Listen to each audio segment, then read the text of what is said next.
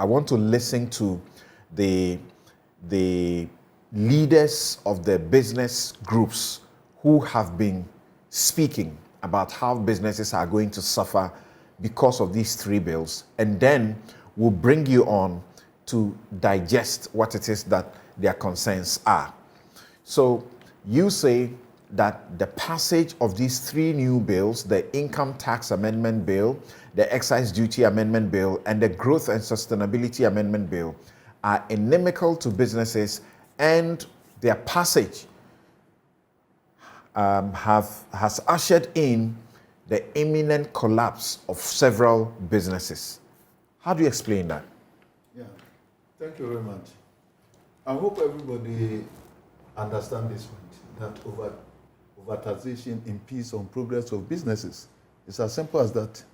This government realizes that, and that's why in 2017, when they assumed power, they removed what is called the nuisance taxes.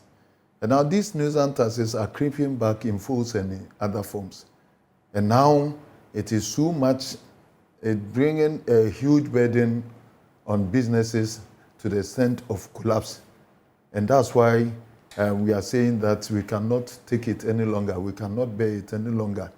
Normally, if a new tax is being introduced, we have stakeholders engagement so that we all evaluate the tax that is coming, if it will destroy businesses or otherwise. The inputs that businesses will do is very important and significant. We never did something, and these bills are being introduced again, which is going to destroy business. In fact, these taxes are counterproductive, even against the government's own quest of industrialization. The Growth and Sustainability levy is going to make us pay multiplicity of taxes, which is not acceptable. Because if communication industries, the insurance industries, the banking industry, the shipping lines, and what have you, are going to pay 5% on their gross, it means that they are going to treat it as an expenditure and pass it on to businesses that apply their services. And that also, we have to contend with 2.5 on our gross also. And so when that happens, it means that we are completely out. Already, the business that we do not do it in isolation. We are doing it in competition with the neighboring countries, with the continental free trade area. We are completely irrelevant and we are out of it because the cost of doing business is extremely very high. Even among the cross-border trading activities that we do along the West Africa sub-region, we are also losing out. Even to Togo, that's why you hear so many people going to Togo to buy goods every now and then. Only last 10 days or so, Gapoha called us, GPHA, called us into a meeting and saying that the Tama port is almost empty and that we should come and brainstorm why and how we can restore confidence in the port again. He said it's because people are frustrated with the cost of doing business in the port. And the port is not also working in isolation. They are into competition with left Cote d'Ivoire and the right Togo. And so if your cost of doing business is high, then you see that people are going to that side. And then also excess taxation also leads to smuggling and all that. So it means that people then do not come through the mainstream port and then go through other areas. Let's talk about inflation. The inflation that we are experiencing here now in Ghana is as a result of accumulation of cost. And it's too much a burden for the consuming public as well as the trading community, because trading thrives on turnover.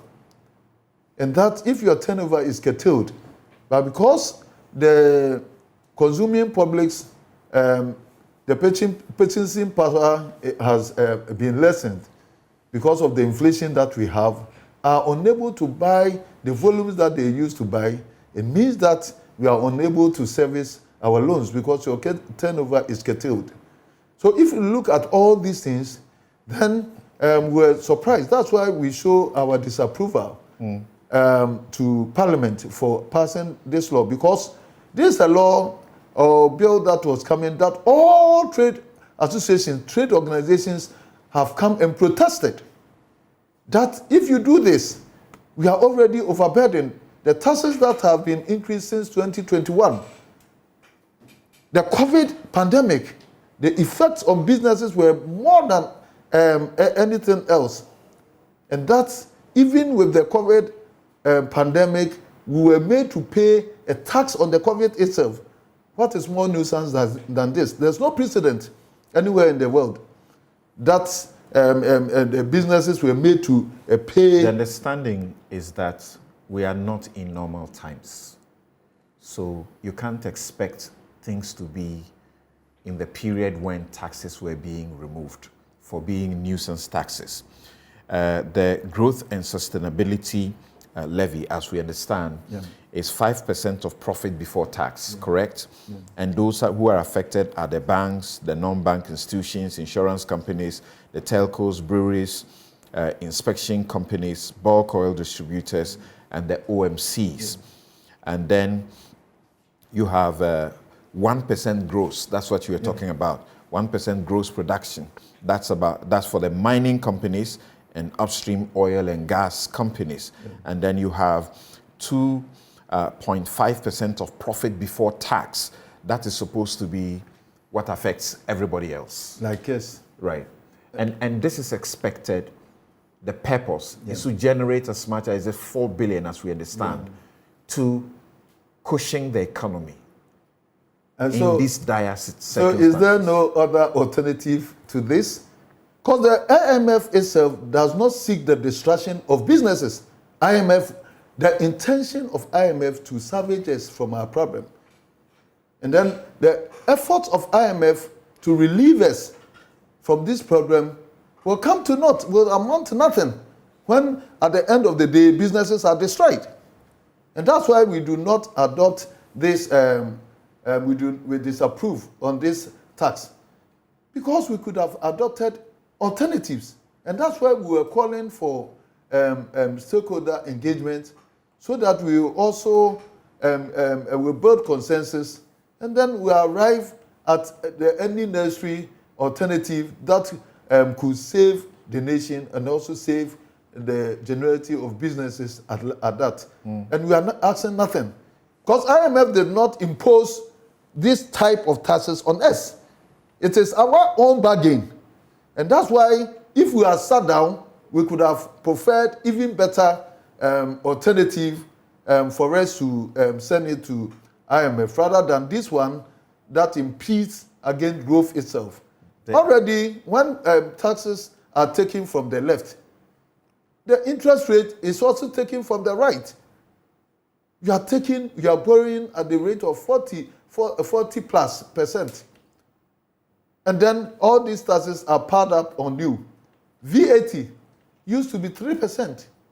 And now we are migrating into the standard rate, which will accumulate to about 22%. All other taxes. So it's not that we are not paying these taxes. Let me tell you, businesses have not performed badly. For the past couple of years, Ghana Revenue Authority have been exceeding its revenue target.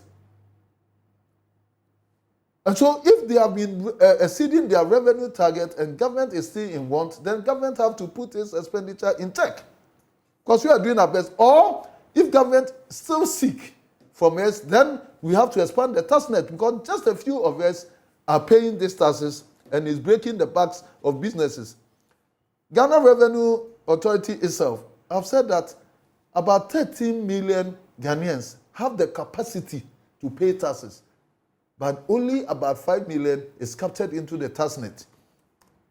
So do we have to push all this problem at the back of these few people that is paying? That's why I say we could adopt prudent and pragmatic and efficient tax collecting mechanism that will enrope in a lot more people into the tax net, that will ensure compliance.